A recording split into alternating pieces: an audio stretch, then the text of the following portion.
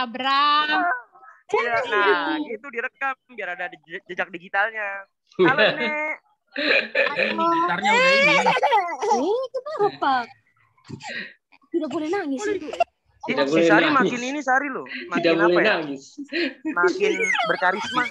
Makin ribuan ya. Gila. Iya, Aktif, makin coy. makin penuh misteri dia. Aktif. Yang baru bulan madu, yang baru bulan madu. Oh iya, wow luar biasa. Pantas dia semakin bermisteri sekali. Gitu. Bukan sih Tumonggin loh, Tumonggi baru bulan madu Oh, ya. Tumonggi, sama apaan? Sama apaan? Sama apaan?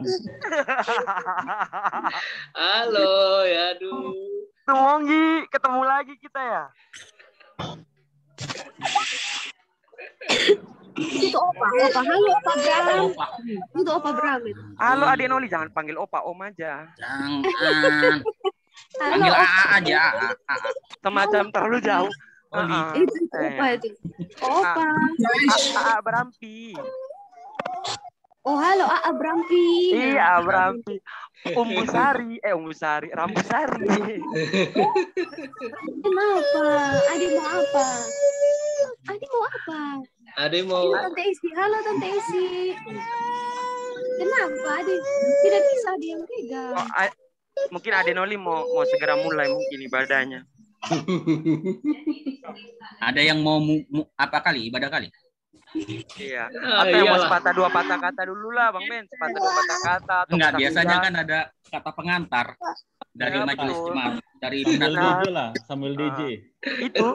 PDT kan nggak bisa lagi, penatua Belidiki kan nggak bisa lagi. Enggak. Mansula. Bang Teo, nanti Bang Teo, Lek Teo nanti. Samuel DJ. Samuel DJ DJ. apa tuh? DJ apa tuh Teo? Mas Juta Diki. Damar dong. Oh JD. Udah DJ sekarang, bukan DJ lagi. DJ masih Oh, ya. di Juta Jamar. Di Juta Jamar. Berapa? Siapa tuh suaranya? Tumonggi tuh ya? Apa dulu? Tuh suara-suara dari kegelapan itu. Wih, Pison. Vison. Tak prokes. Shalom Bapak prokes. Pendeta Vison. Tetap prokes ya. Salam Bung Ben, Bung Bram. Halo, shalom. Jangan cuma kami Vison. doang. Masih Ah, banyak yang nih lain, teman-teman yang lain. Di absen. Ada Ito Sagala itu yang harus di-unmute gitu loh. Bang Bram aman kah? Happy weekend. Puji Tuhan Vison aman berkat doanya Vison dan teman-teman. Kata apa ini? Ini sebenarnya ada apa ini? Bukan yang mana ini? Selamat malam Ini ada teman-teman. apa ini? Oh ya, Malam Sari. Iya, teman-teman. Malam Rambu Sari. Terima kasih Kakak Brampi. Malam ini kita bersukacita sebenarnya karena berkumpul, tapi sekaligus juga dalam keadaan duka cita.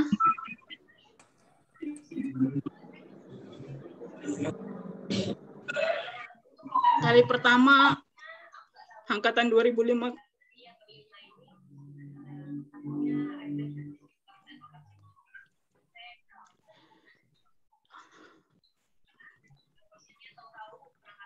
kali pertama kita kehilangan orang yang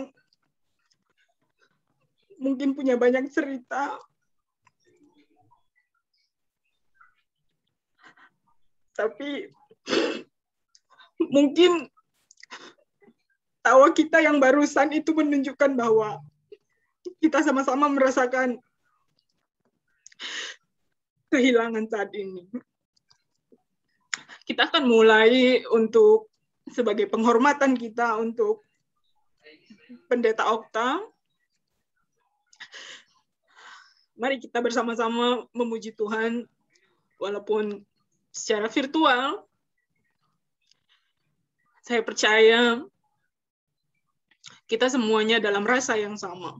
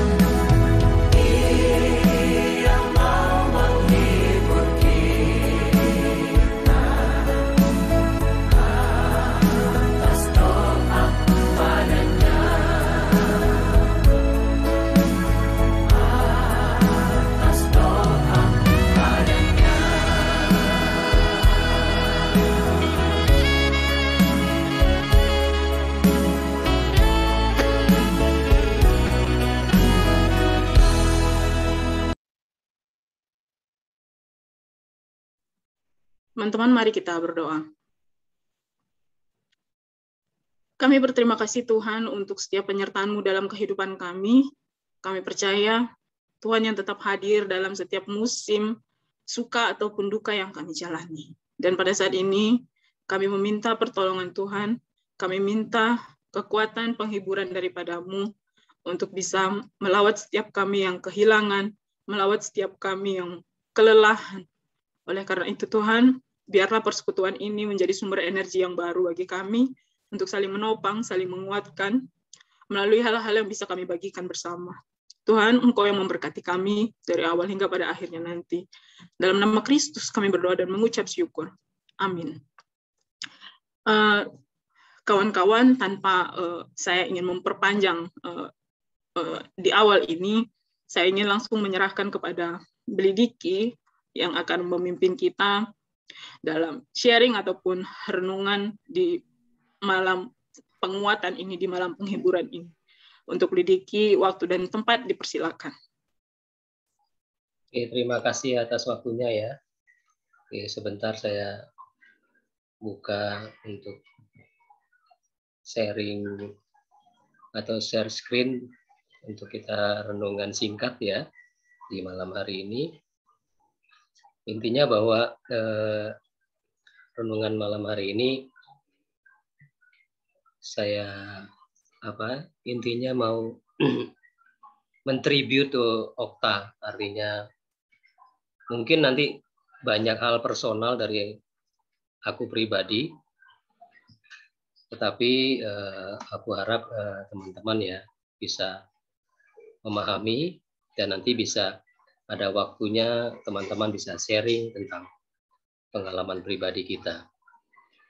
Tentu memang waktunya tergantung dari teman-teman karena kita berbeda zona, jadi ada yang bisa terlalu malam, ada yang masih sore juga seperti kami yang di barat ini kan masih sore, tapi mungkin teman-teman yang di timur sudah terlalu malam.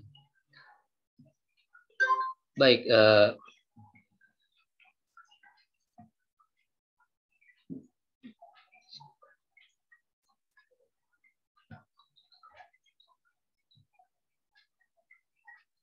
sebelum kita bersama-sama masuk dalam sharing ini, mari kita kembali berdoa. Tuhan, di tengah-tengah hati kami yang benar-benar bertanya-tanya tentang misteri dalam kehidupan ini, kami mengucap syukur tetap Tuhan bisa bersama-sama dengan kawan-kawan kami, sahabat-sahabat kami, Teologi 2005, Universitas Kristen Satya Wacana, yang saat ini kami berada di manapun, kami bersyukur bisa bertemu di malam hari ini. Di dalam kami mengenang dan mengingat rekan kami, almarhum Bapak Pendeta Octavianus Cesar Siringo-Ringo. Di tengah kedukaan kami mau bersama-sama untuk melihat bagaimana keteladanan yang Bapak Pendeta Okta telah berikan kepada kami, kiranya apa yang boleh nanti kami sharingkan dapat menjadi hal yang baik bagi kami semua di dalam pelayanan kami, dimanapun kami beraktivitas dalam kehidupan kami. Di dalam nama Tuhan Yesus kami berdoa dan bersyukur. Amin. Baik kawan-kawan, renungan di malam hari ini aku berikan judul Berani Berkata Benar, yang didasari dari Injil Matius 5 ayatnya yang ke-37. Baik, demikianlah firman Tuhan. Jika ya, hendaklah kamu katakan ya. Jika tidak, hendaklah kamu katakan tidak. Apa yang lebih daripada itu berasal dari si jahat. Demikianlah firman Tuhan, diberkatilah kita yang mendengar dan melakukannya dalam hidup kita hari lepas hari. Baik. Kawan-kawan, ini adalah sebuah gambar kuburan ya di sekitar wilayah Israel Palestina. Aku sih belum pernah ke sana. Kawan yang ku tahu, Rambu dan beberapa kawan yang lain sudah pernah ke Israel. Nah, yang aku baca dari beberapa referensi bahwa memang kuburan di sana beberapa sih ya, tidak semuanya juga, dibuat di tebing-tebing dengan dilubangi sehingga membentuk seperti sebuah gua. Nah, memang kemungkinan makam Tuhan Yesus kira-kira seperti itu, tapi apakah persis seperti gambaran yang ada di foto ini, ya aku sendiri tidak tahu pasti. Ya, aku mulai dari kuburan. Teman-teman mungkin ingat dengan ataupun sering sekali membaca ketika Tuhan Yesus mengatakan tentang kuburan di dalam Matius 23 ayat 27. Saya bacakan untuk kita semua. Celakalah kamu, hai ahli-ahli Taurat dan orang-orang Farisi. Hai kamu orang-orang munafik, sebab kamu sama seperti kuburan yang dilabur putih Yang sebelah luarnya memang bersih tampaknya, tetapi yang sebelah dalamnya penuh tulang belulang dan berbagai jenis kotoran. Nah, aku hanya mau meng-highlight dari Matius 23-27 dari kata kuburan. Kuburan dalam kehidupan orang-orang Perjanjian Lama tidak seperti kuburan di negara kita ya. Mereka ada yang dikatakan dimakamkan di bawah pohon ya, dalam Kejadian 35 ayat 8. Ada juga yang dikatakan dimakamkan di dalam gua seperti Abraham atau Musa kalau tidak salah dalam Kejadian 23 ayat 19. Kemudian dalam Perjanjian Baru kuburan digali di bukit batu atau di gua, Matius 27 ayat 60. Kemudian fakta-fakta tentang kuburan bahwa dalam Perjanjian Lama Bilangan 19 ayat 16 mengatakan orang Yahudi itu kalau tidak sengaja menyentuh kuburan, mereka itu najis, harus mandi, harus disucikan selama 7 kali atau 7 hari begitu. Sehingga ketika Tuhan Yesus mengatakan bahwa kamu seperti kuburan yang di labur putih itu untuk menandakan agar orang-orang yang Farisi dan orang-orang Yahudi itu tidak akan menyentuh kuburan karena sudah dikasih tanda. Jadi labur putih itu hanya sebuah tanda. Inilah kuburan di dalam Alkitab. Nah, fakta tentang kuburan itu ya seperti kita tahu, dulu Okta pernah ngontrak ya dekat daerah yang ada kuburan itu apa ya namanya, aku lupa, Cemara Pojok itu. Kan di sebelahnya tuh ada kuburan. Kuburan sana tuh bagus-bagus. Nah, ya kuburan itu kalau di dalam Matius dikatakan di labur putih saja sudah bagus.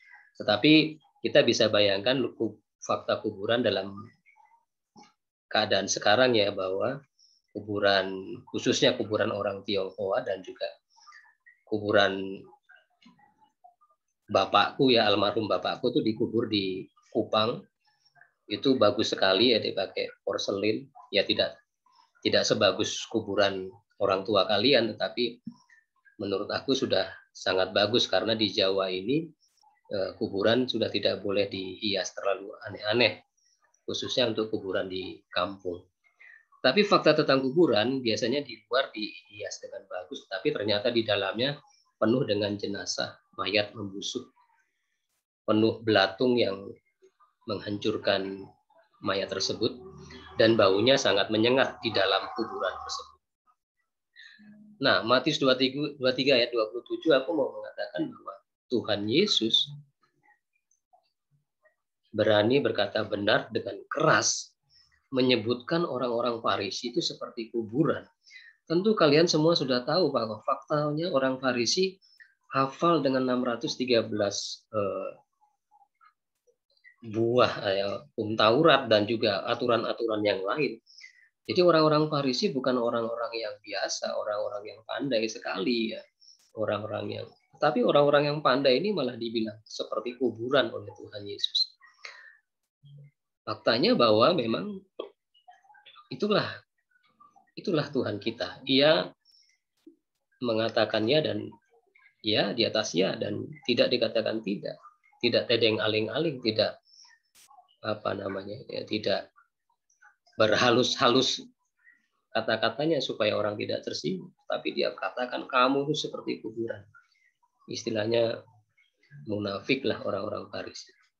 Lalu yang kedua, ini adalah sebuah gambar ular ya. Sebenarnya tadi aku mau kasih gambar ular beneran, tapi aku takutnya kalian ada yang alergi sama ular.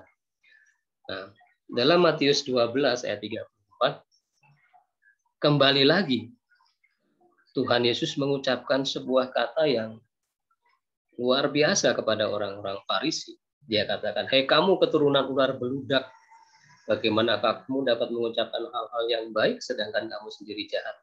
Karena yang diucapkan mulut meluap dari hati." Jadi Tuhan Yesus sekali lagi mengatakan, ya ini bolak-balik sih sebenarnya.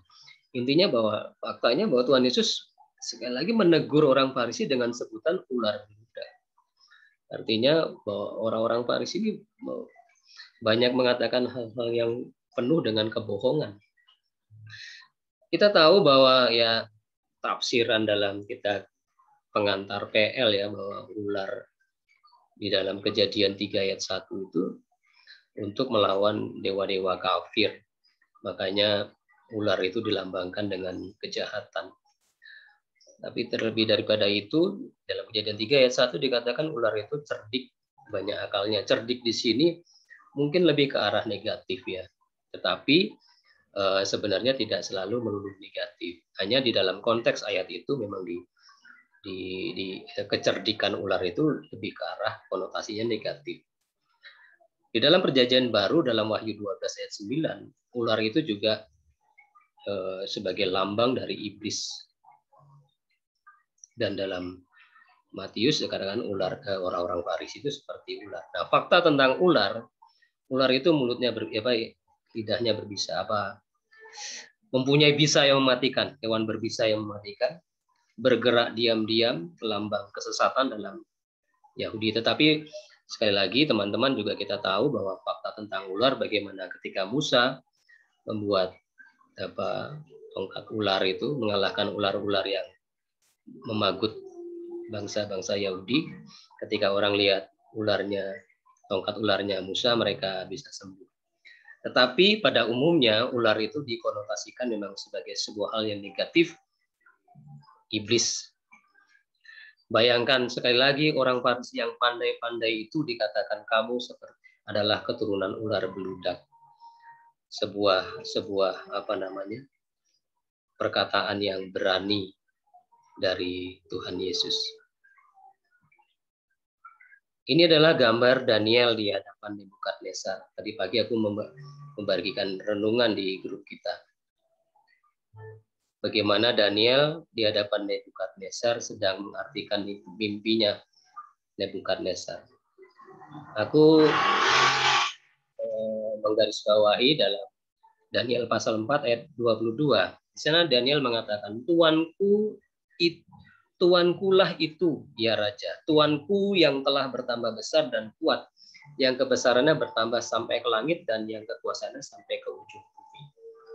Jadi, tentu kalian tahu kisah ini bagaimana Daniel dengan gamblangnya berkata di depan mukanya Raja Nebukadnezar, penjajah itu, ya istilahnya ya Daniel menjadi budak di sana. Dengan berani, tanpa teteng aling-aling, dia mengatakan bahwa Raja Anda akan hancur kalau Anda tidak bertobat. Artinya dia berani sekali ya, tidak bermulut manis dan secara belak-belakan lah. Teman-teman, secara singkat aku mau menyampaikan begini. Ini adalah sebuah wallpaper kalau kalian buka Facebooknya Okta. Di sana dikatakan winners are not those who never fail, but those who never quit. Dari Edwin Louis Cole. Aku coba cari artinya, kira-kira artinya demikian, bahwa pemenang itu bukanlah orang yang tidak pernah kalah, tetapi pemenang adalah orang yang tidak pernah berhenti. Jadi jangan pernah menyerah. Teman-teman,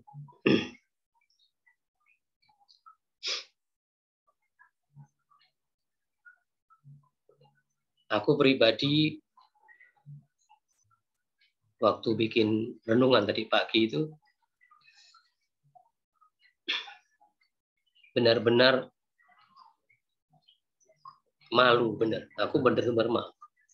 Bagaimana setelah aku mengingat peristiwa tahun lalu atau 2 tahun lalu, kita tahu semua banyak anggota di grup kita keluar karena perbincangan menjelang pemilu. Dan aku terbawa dalam suasana yang tidak mengenakan. Aku 12 tahun teman-teman, bedanya dengan kalian. Tetapi ketika itu aku tidak seperti orang dewasa dan aku seperti anak-anak yang mengucapkan kata-kata yang menurut aku di luar di luar yang seharusnya. Dan aku sempat keluar dari grup, kemudian aku diundang lagi sama Join, dan aku sempat japri sama Desmond bahwa aku kecewa dengan Okta. Jujur, aku kecewa dengan Okta. Teman-teman, ada banyak cara orang menyampaikan suaranya, pendapatnya. Okta adalah salah satu orang yang menurut aku konsisten. Dia tidak berubah sejak dia kuliah sampai hari ini. Dia tidak pernah bermanis-manis di depan orang. Kalau dia ada orang yang salah, dia katakan salah. Dia tidak pernah berpikir bahwa nanti kalau aku mengatakan ini kepada majelisku, kepada jemaatku, aku akan dipukul, aku akan dimutasi, aku akan direndahkan ataupun diturunkan atau dilepas jabatan pendetaku. Dia tidak peduli. Ketika dia merasa itu benar dan dia punya landasan berpikirnya, tata gerejanya, ataupun Alkitab dan tafsir, dia katakan, dia berani lantang bersuara. Aku terus terang memang tidak mungkin sama dalam pemilihan kata-kata dengan Okta. Tetapi aku bisa melihat bagaimana semangat yang dia berikan, bahwa kita tidak boleh takut untuk berkata benar.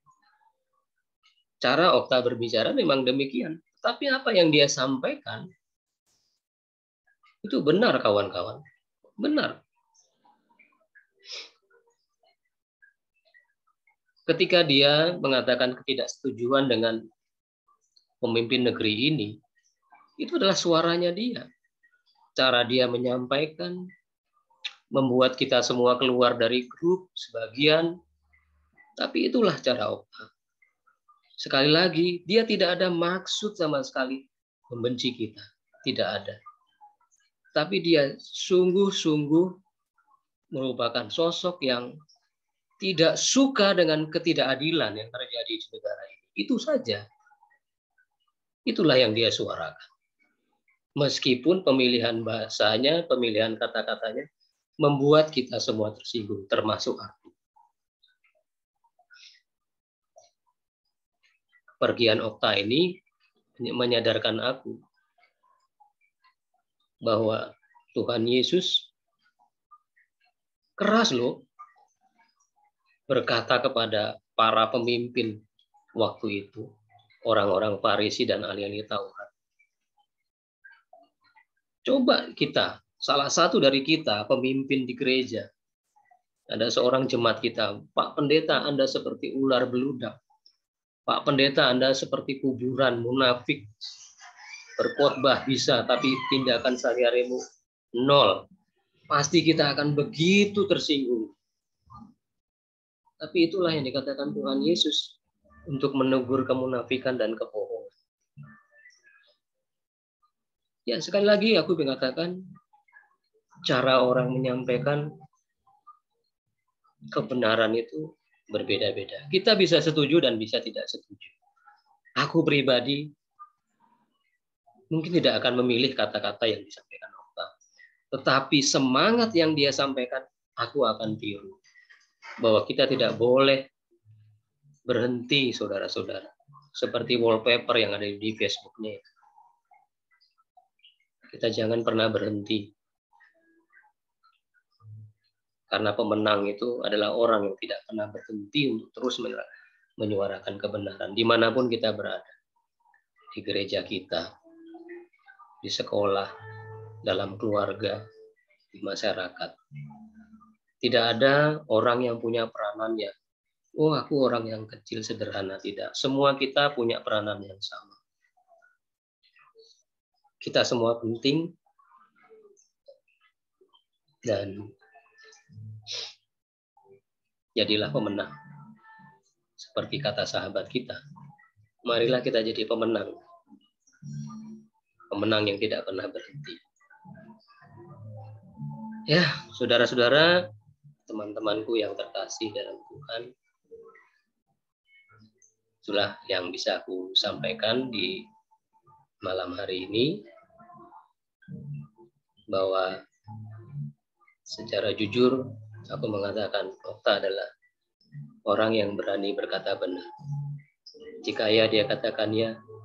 Jika tidak, dia katakan tidak. Mungkin kalian bisa tidak setuju dengan aku, tetapi itulah yang aku rasakan. Tuhan Yesus memberkati. Baik Sari, itu yang bisa aku sampaikan, dan aku kembalikan kepada Sari. Ya, Tuhan Yesus memberkati. terima kasih Bli Diki yang sudah berbagi dengan kita semuanya, teman-teman. Secara pribadi, saya juga bukan orang yang punya pengalaman ataupun cerita ataupun kisah-kisah yang banyak dengan almarhum Bang Okta. Tetapi betul, saya begitu ibaratnya kayak secret admirer ya dengan pemikiran dia begitu. Jadi sering kali memang mungkin kita sepakat bahwa gayanya, caranya lantang gitu ya, kayak nantangin gitu ya, makanya itu yang saya ingat gitu. Tapi lagi-lagi itu benar-benar meninggalkan bekas ataupun pengalaman berpikir bersama-sama dengan Bang Okta. Dan semoga itu benar-benar bisa jadi semangat kita untuk teman-teman angkatan. Nanti setelah ini mungkin ada teman-teman yang lain yang akan memberikan penghormatan terakhir ataupun menceritakan kesan-pesannya, pengalamannya begitu ya. Mungkin juga kita tidak terlalu berlama-lama, tapi sebelumnya saya mau share satu video yang tadi juga sempat di share oleh Vison di grup, tapi semoga video ini hanya membantu kita mengenang segala kebaikan-kebaikan yang ada, dan itu jadi kenangan terindah juga buat Arpaso Alas.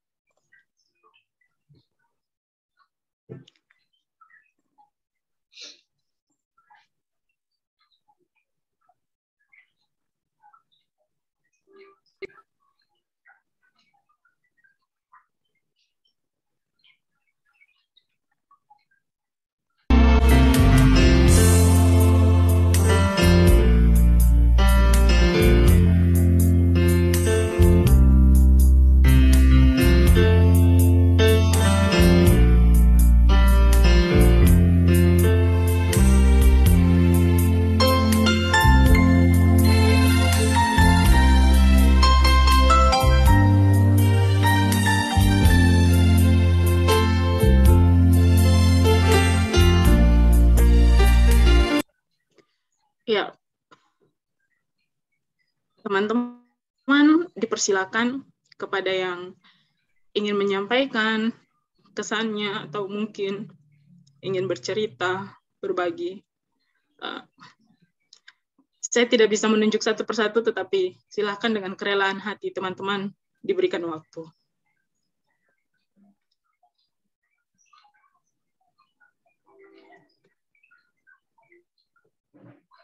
Adakah yang ingin memulainya?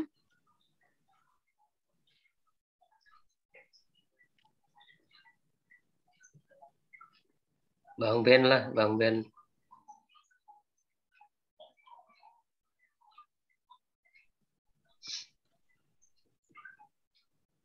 Bang Ben masih di mute, Bang Ben. Ayo Bang Ben. Sampaikan sepatah dua kata-kata.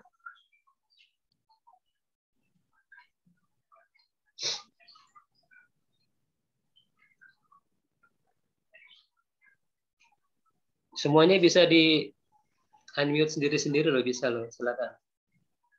Oh, nggak bisa di. Oke. Coba.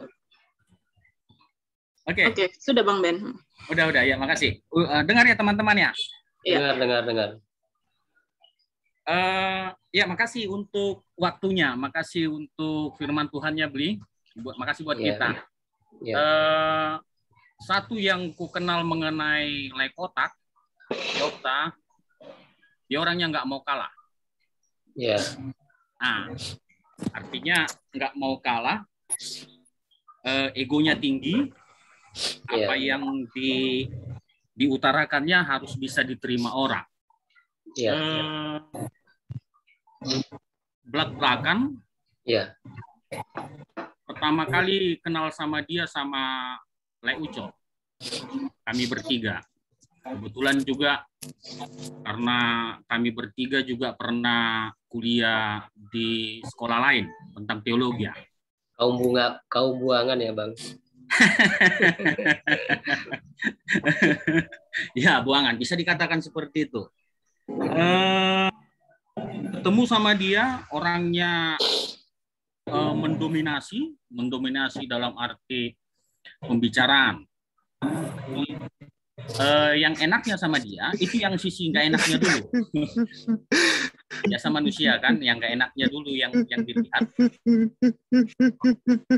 Baru yang enaknya, kita mau ngejek dia sesuka hati, sampai artinya maaf cakap, sampai orang tuanya, kata kasar, dia nggak peduli.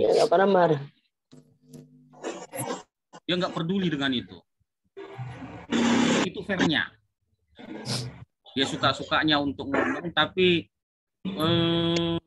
mungkin ya karena maaf sesama Batak kami, aku bisa ngerti sifatnya dia. Sama yang kayak dibilang Bli tadi, dia fair untuk bisa menerima pendapat orang lain yang walaupun secara pembicaraan dia nggak mau kalah. Dan yang satu yang kusalut sama Lekotak ini, dia peduli sama orang yang kecil. Pernah kalau nggak salah kami nggak makan, dia nanya, Ben kau udah makan? Biasalah di akhir bulan, belum. Ayo kita cari makan. Di tempat siapa? Banyak orang Batak di sini. Kalau nggak ada pun orang Batak, kawan-kawan kita orang Timur. Kalau nggak ada pun di tempat yang lain. Artinya di situ sampai sebegitunya dia sama kawannya. Dia pernah ikut partai. Apa itu? RD. Dan sering ku bilang komunis, kau bilang gitu. Aduh, Le, jangan gitulah. Kau ini nggak tahu kau udah diobrak-abrik pemerintahan kita. Kan biasa gitu gayanya, selalu menyalahkan pemerintah. Udah yang bagus pun dibikin selalu salah. Tapi itulah dia. Itu uniknya. Orangnya belak-belakan, orangnya baik, bisa dikatakan baik. Dan ajas manfaatnya banyak. Bagaimana tuh, Bang?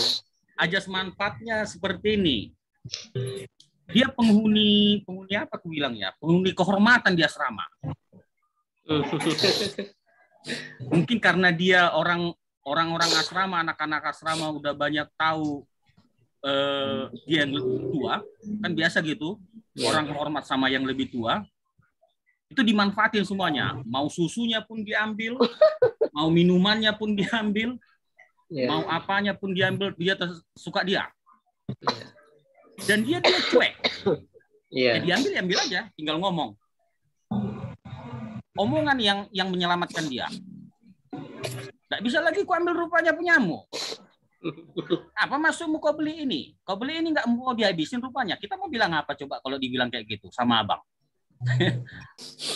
Tapi itu yang kusalut sama dia. Dia bisa peduli sama orang lain. Dia orang yang enak untuk diajak diskusi, itu pasti. Dosen aja dilawan.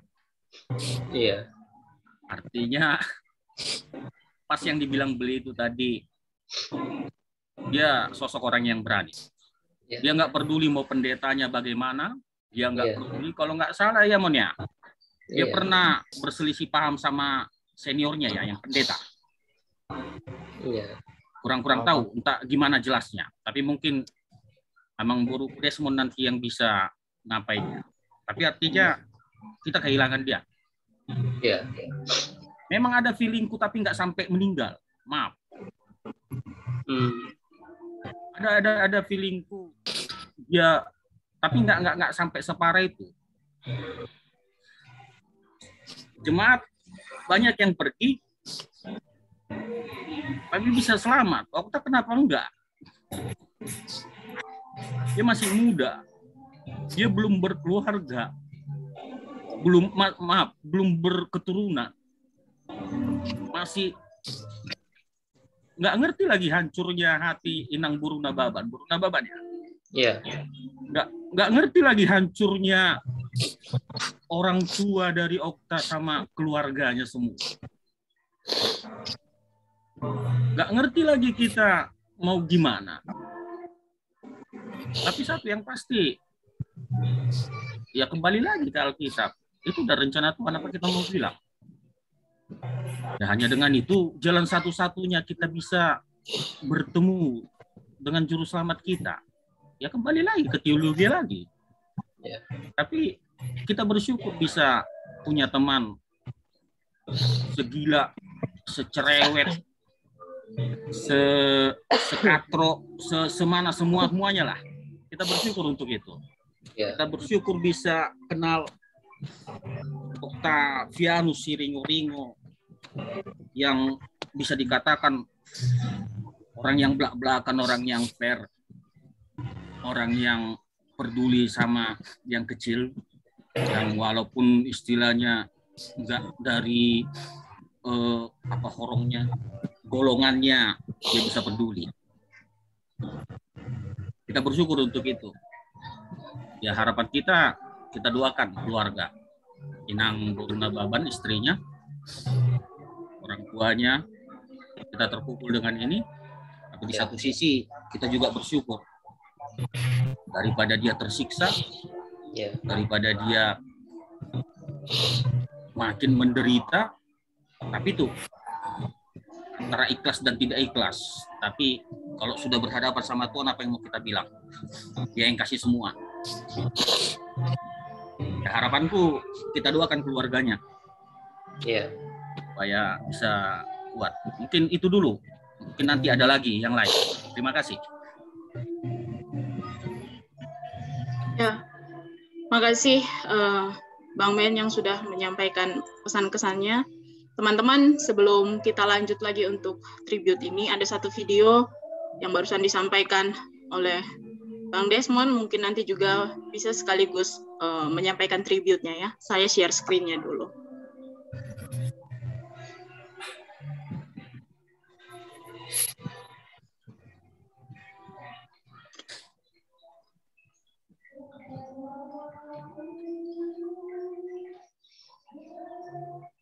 Sebentar ya.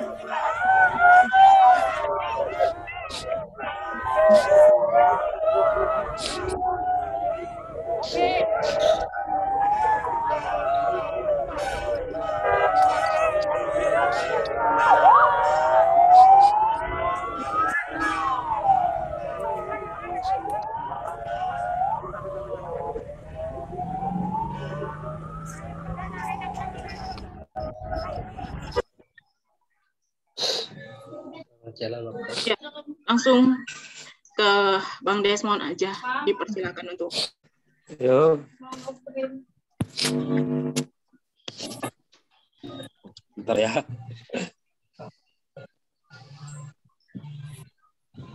Sudah kau beli headsetmu, Mon? Semangat lah Komon. Ah,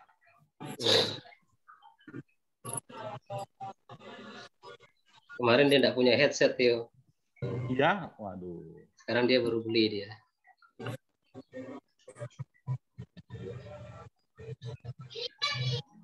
Lap dulu air matanya Mon. Semangat dulu Mon. Ah, aduh.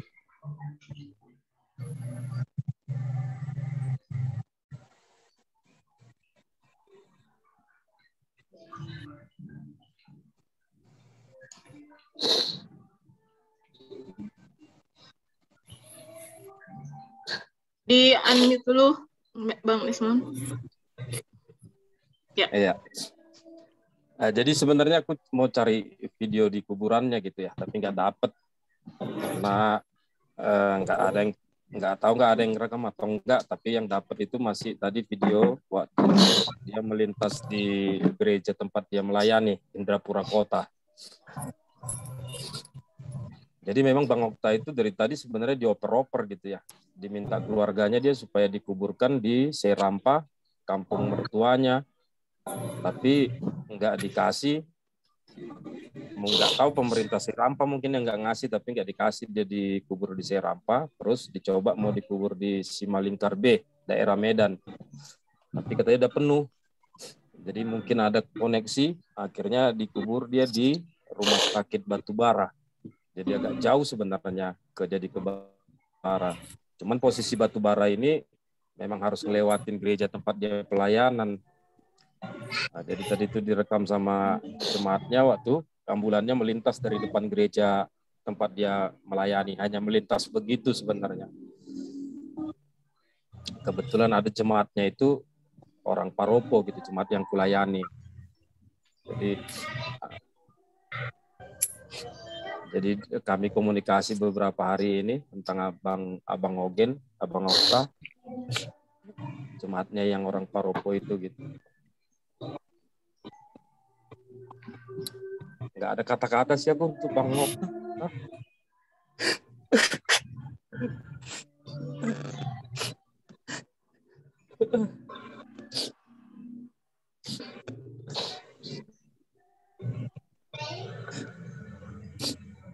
Cerewetnya itulah kepeduliannya.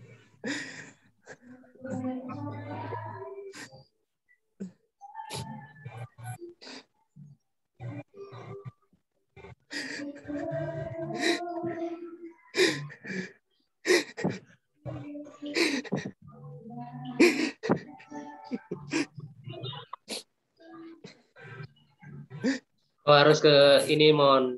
Kau harus ke Karimun Jawa. Ingat janjimu sama dia. Nantilah aku temani ya.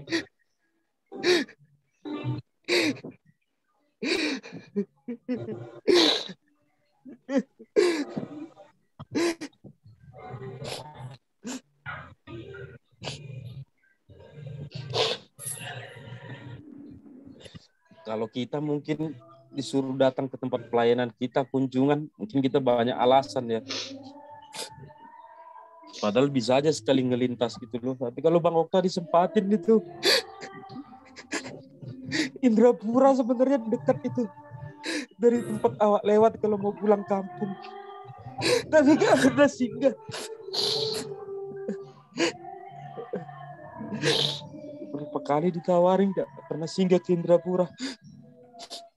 Padahal awak lewat dari 50 ke Indrapura paling itu 20 menit. Tapi kalau dia pasti singgah itu. Orang paling care, orang paling jujur. Aduh, sakit kali ah. Gak ada kata-kata lagi aku beli. Gantilah tuh Kak, gantilah ke kawan-kawan ah. Iya. Ya, makasih untuk Bang Desmond. Mungkin waktu kesempatan berikutnya untuk teman-teman yang lain Ya itu udah. Vison udah raise hand atau Macit? Vison ya. Boleh untuk Vison dulu mungkin. Oh, di mute ya. Oke. Ya. Ya, selamat malam teman-teman. Malam. Halo, terima kasih Bli Diki untuk firmannya. Terus yang disampaikan oleh Bang Ben juga, Desmond. Itu kita sudah merasakan sangat kesedihan yang sangat mendalam. Jadi ada suatu kebanggaan saya bersama Okta. Ini perempuan gue.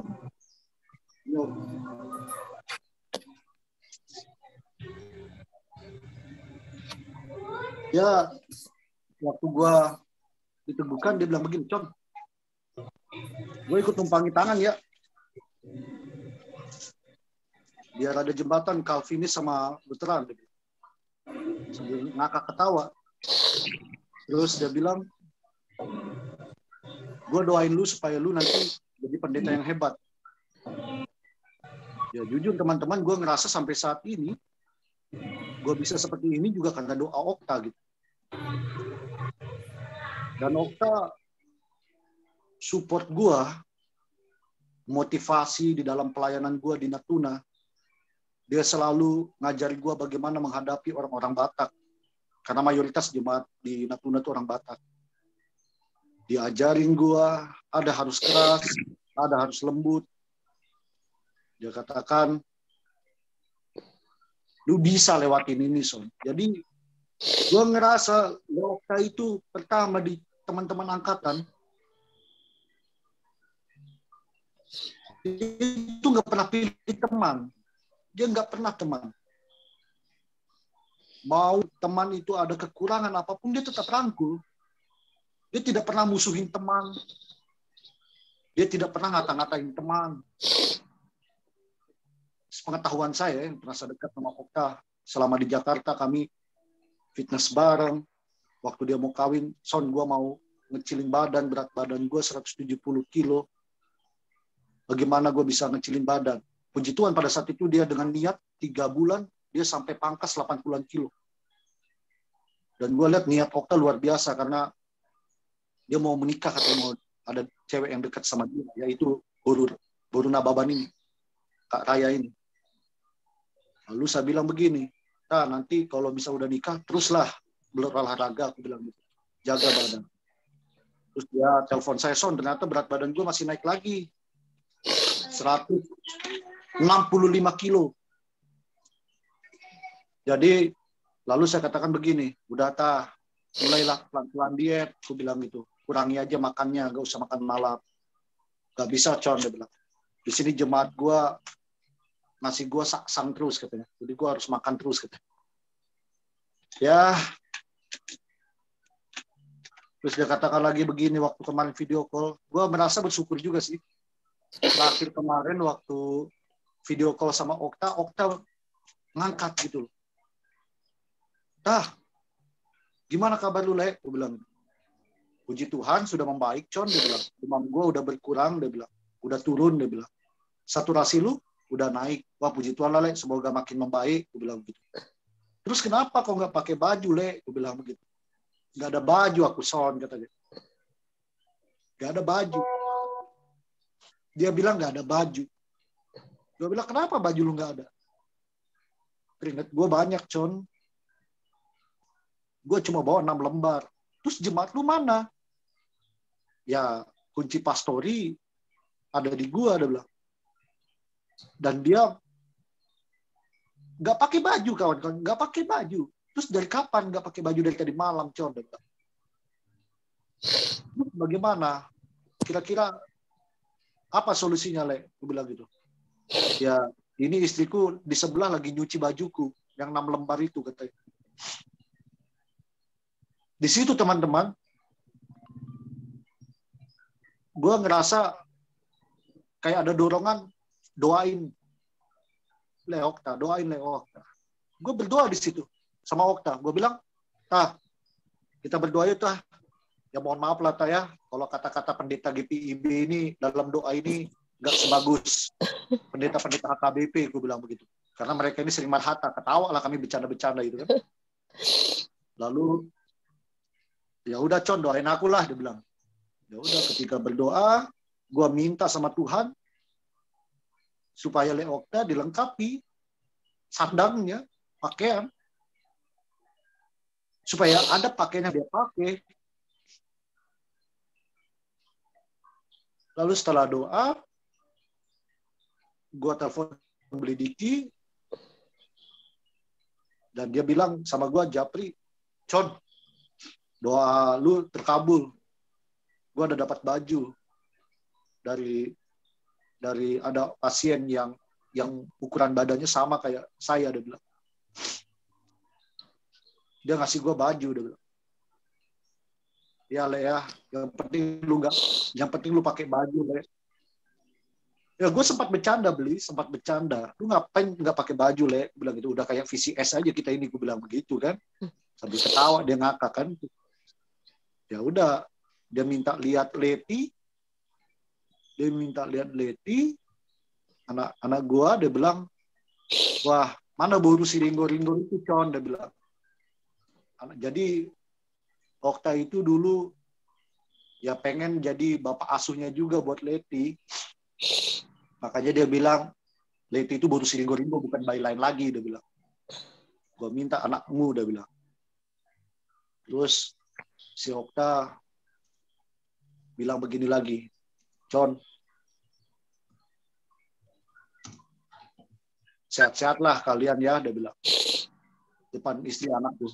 Sehat-sehat kalian. Ya, doain aku biar cepat sembuh, dia bilang. Dan memang kawan-kawan, beliau ngasih tahu saya bahwa Okta itu punya infeksi paru-paru.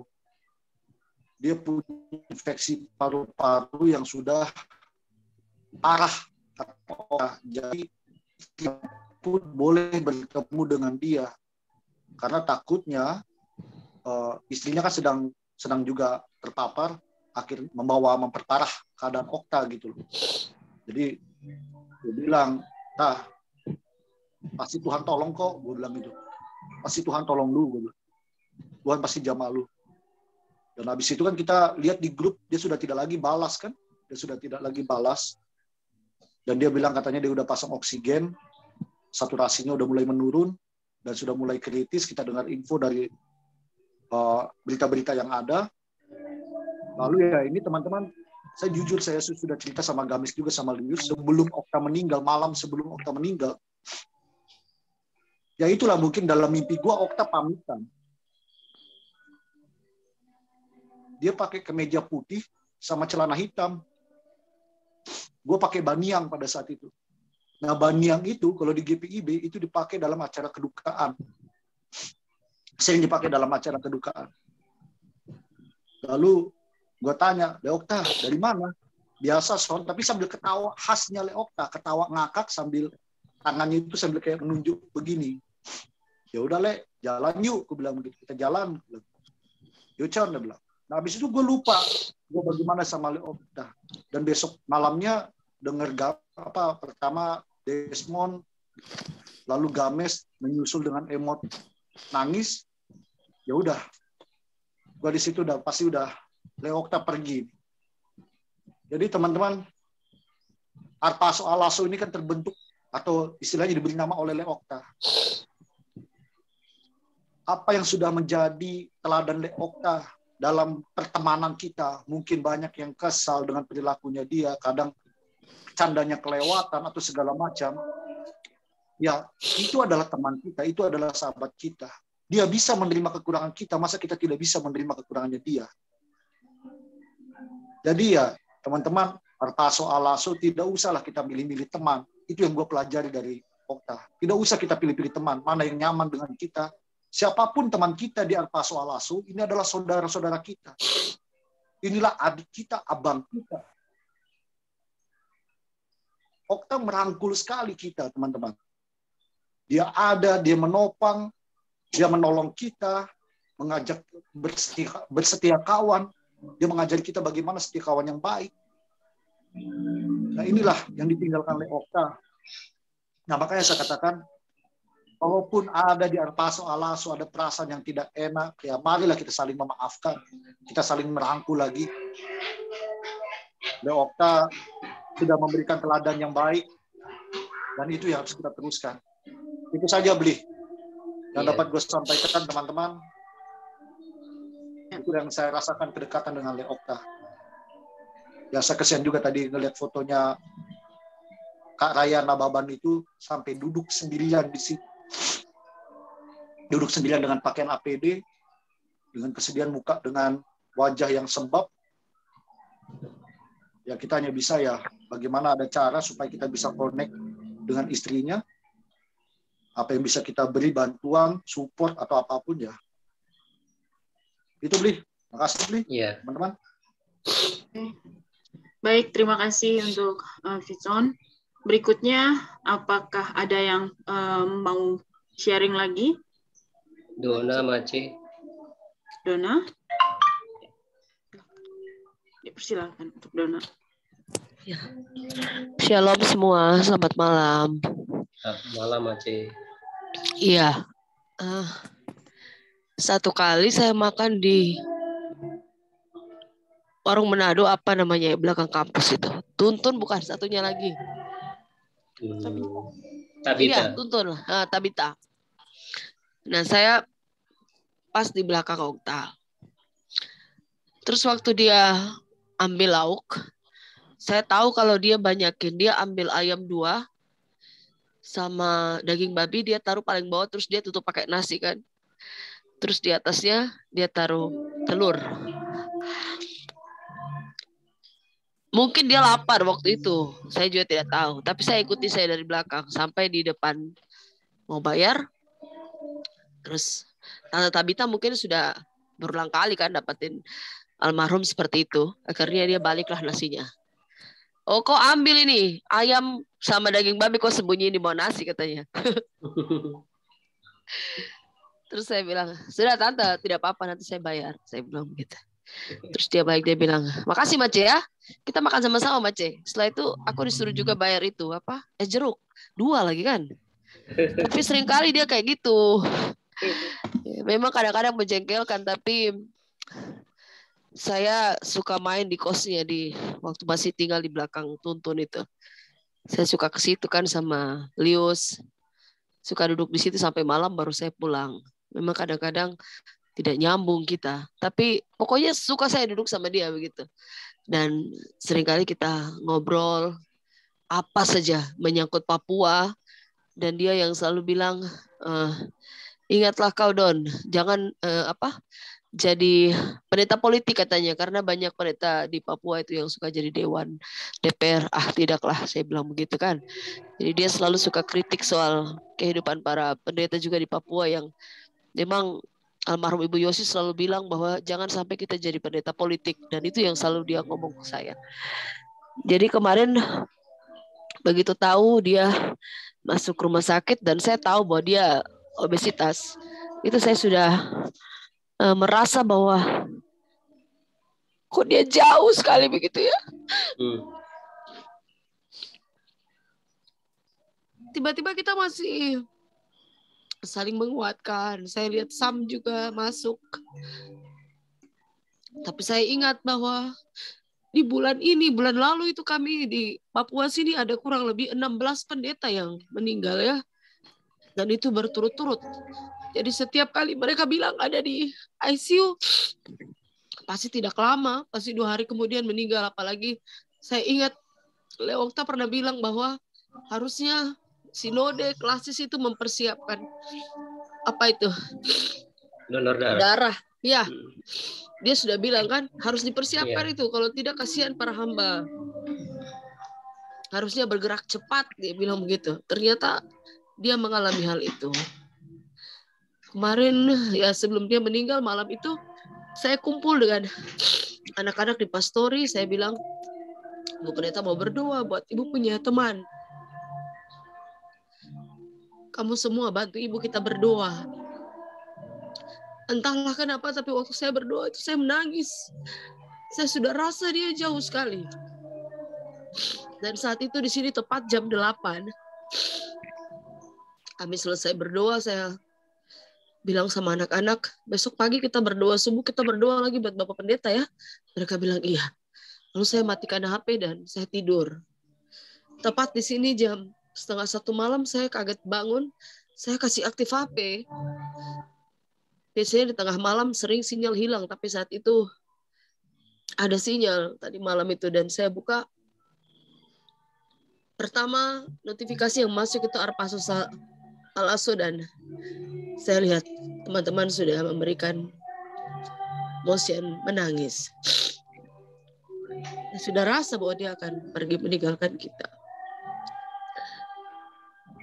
Terima kasih buat Le Okta yang sudah banyak mengajar kita untuk bicara ketika sesuatu salah. Dan yang hebat dari dia, sekalipun kita meninggalkan dia, dia tidak pernah meninggalkan kita. Di grup itu saya juga pernah pergi karena tidak setuju dengan perkataannya.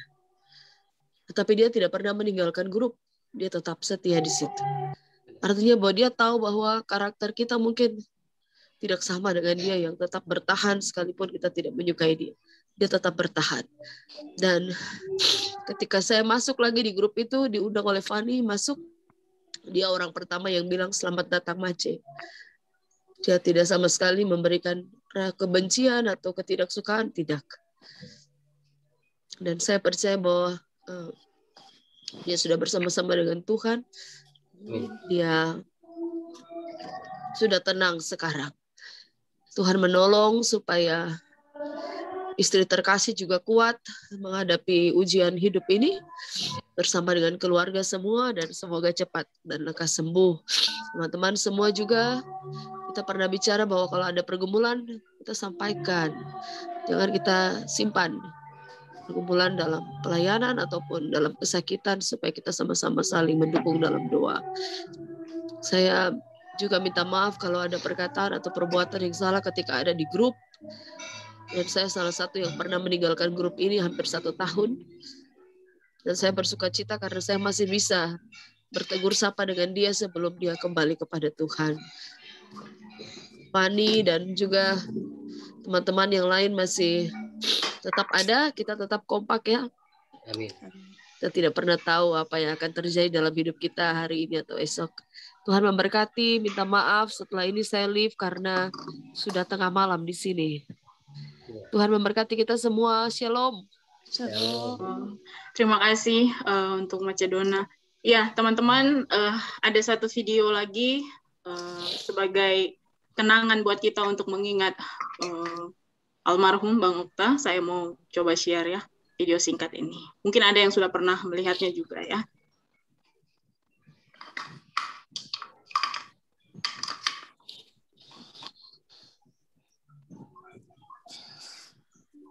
Kabupaten Jember, mereka dapat hidup dalam harmoni. Jember merupakan contoh kebinekaan Indonesia. Beberapa suku dan agama hidup damai dengan saling menghormati dan menghargai. Kehidupan yang harmonis antar suku dan agama bisa dilihat di Kecamatan Sumbersari. Umat Islam dan umat Kristen di daerah itu memiliki toleransi yang tinggi. Salah satunya di Masjid Luhur Al-Mansurin PC LDI Sumbersari yang berdampingan dengan Gereja Huria Kristen Batak Protestan atau HKBP.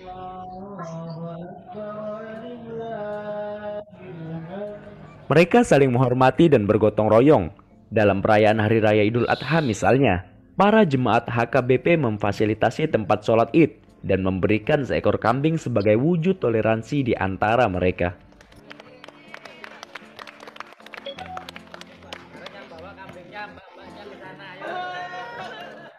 Seperti yang saya pahami, kurban kan itu berbicara tentang bagaimana kita mendekatkan diri kepada Tuhan. Dan melalui mendekatkan diri kepada Tuhan juga mendekatkan diri kepada sesama. Sesuai dengan ciptaannya kan gitu kan. Sehingga di sana kita berbagi berkat dan di sana rasa kepedulian seperti tadi disampaikan Pak Ketua dalam ceramahnya. Bahwa di sanalah kita bisa saling berbagi untuk berkat dan damai sejahtera yang daripada Tuhan. Jadi kami mengucapkan selamat sehingga dengan Hari Raya Kurban ini semoga seluruh lapisan masyarakat negara Republik Indonesia ini bisa saling dekat dalam kebinekaan. Ya, demikian mungkin yang kami bisa sampaikan. Selamat Idul Adha buat seluruh masyarakat Muslim yang ada di Indonesia, terlebih lagi jamaah LDI dimanapun berada. Oke, ya teman-teman, itu kenangan-kenangan kita bersama Bang Okta. Apakah masih ada yang lain? Mungkin mengingat waktu kita juga mungkin kita batasin untuk hari ini, karena nanti rencananya ada yang untuk kedua mungkin kita akan bertemu lagi ya. Theo. Tapi kalau masih ada, boleh. Theo. Theo, iya, Theo. Theo. Silakan Theo.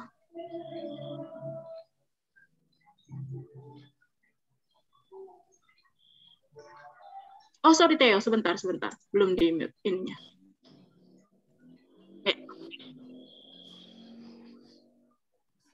Ya, terima kasih teman-teman. Melalui kesempatan ini saya ingin mengajak kita, memang ada waktunya kita menangis, mungkin inilah saatnya kita menangis, tapi mungkin ke depannya kita perlu memberikan satu perhatian kepada istri beliau, Raya Boruna Baban, di dalam menandakan kita satu air mata dengan beliau. Saya pikir nanti dapat dikoordinasi seperti biasa oleh teman kita, entah Diki atau Fani, dan kita harap tentu semua angkatan kita dapat berpartisipasi. Dan ini sudah orang kedua ya di angkatan kita yang telah mendahului kita. Sebelumnya di Nyoman. Di Nyoman, suaminya dari sahabat kita, Alda Marieta. Jadi kita turut berduka cita. Terus yang kedua tadi sebagai tribut kepada Leota, saya selalu ingat yang dibilangnya bahwa kalau ada yang meninggal, untuk apa ditangisi? Ingat aja yang baik-baik. Dan saya memang ingat yang baik dari beliau. Ini mempertegas dari yang disampaikan oleh Biben tadi. Jadi sebenarnya teman-teman, walaupun kalian lihat aku kompak dengan Le Biben ini, kami pernah setahun tidak cakapan ini, sama Le Biben ini. Nah, yang menjembatani ini kita adalah tahu itu, kita tahu. Yang menjembatani kami ngomong ini Leota gitu. Nah, ada aja caranya untuk menjembatani. Pura-pura dia bicara ke apa namanya ke Baby Band, padahal di sampingnya ada saya gitu kan. Karena dia adalah penghuni gelap asrama Leota. Dan saking spesialnya, satu-satunya tempat tidur yang patah di asrama adalah tempat tidurku dipatahinnya. Terus yang kedua, ketika ada razia asrama penghuni gelap sama Pak Welem. Nah, kami bingung menyembunyikan Leota ini di mana. Karena di satu sisi badannya pada saat itu 170 kilo, seperti sahabat kita Vison mengatakan. Memang kita masukkan beliau ke dalam lemari ketika pemeriksaan, dan itu sangat berkesan lah kepada Leota. Kemudian juga kenakalan-kenakalan di masa muda lah ya, kayak apa namanya film-film yang seperti itu ya, kita pernah tukaran-tukaran dulu, sangat teringat terus ya kepada Leota. Saya pikir beliau ini adalah tokoh apa ya, tokoh yang merakyat ya. Yeah. Karena baju saya sudah banyak dipoyakkan ya, dipinjamnya, dipoyakkannya terus tidak balik. Jadi saya sangat simpati lah dengan beliau. Oleh karena itu beliau juga pernah sekali nelpon saya, teman-teman, di tahun 2020 dia nelpon, dia bilang dia lagi kesusahan. Dengan bahasa daerah dibilangnya, kenapa ya teman-teman di saat semua membutuhkan, saya hadir untuk mereka. Tetapi kenapa kalau aku lagi susah ini semua menjauh, ditanyanya. Kami sering teleponan teman-teman. Kemudian ditunjuknya lah sahabatnya yang sangat dekat dengan dia. Satu sinode lagi, satu angkatan. Ketika aku datang untuk menunjukkan kesusahan aku, kenapa tidak dibantunya? Jadi saya bilang sama Leota terus terang, Le jujur aja, Le butuh apa? Kita siap membackup. Nah, disitulah kita teringat bahwa ternyata orang yang care sama orang lain pernah juga merasa kesepian. Pada akhirnya tentu kita hanya dapat mengucapkan selamat jalan kepada Leota. Biarlah kita ini menjadi semangat bagi kita bahwa perjuangan Leota tetap kita lanjutkan, bahwa menjadi pendeta yang kritis di tengah jemaat. Dan satu lagi harapan saya adalah kita lakukan tali kasih kepada istrinya sebagai penambah imun dan juga penambah supporting lah bahwa mereka tidak sendirian. Saya pikir itu aja teman-teman. Salam kasih dari Jelambar. Tuhan memberkati. Amin. Terima kasih untuk Theo. Ya, berikutnya Kak Bram ya, udah raise hand ya. Boleh Kak Bram?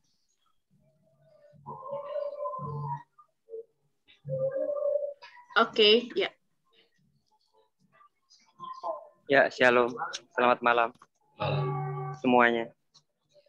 Terima kasih buat teman-teman memberikan waktu saya untuk berbicara. Maaf kalau agak berisik di sini.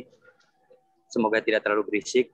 Ya, jadi semua yang dibicarakan Bang Ben, semua yang dibicarakan Theo dan teman-teman yang lain itu benar adanya, dan Okta adalah tipikal seorang pemberontak, tapi sebenarnya dia adalah orang yang nasionalis.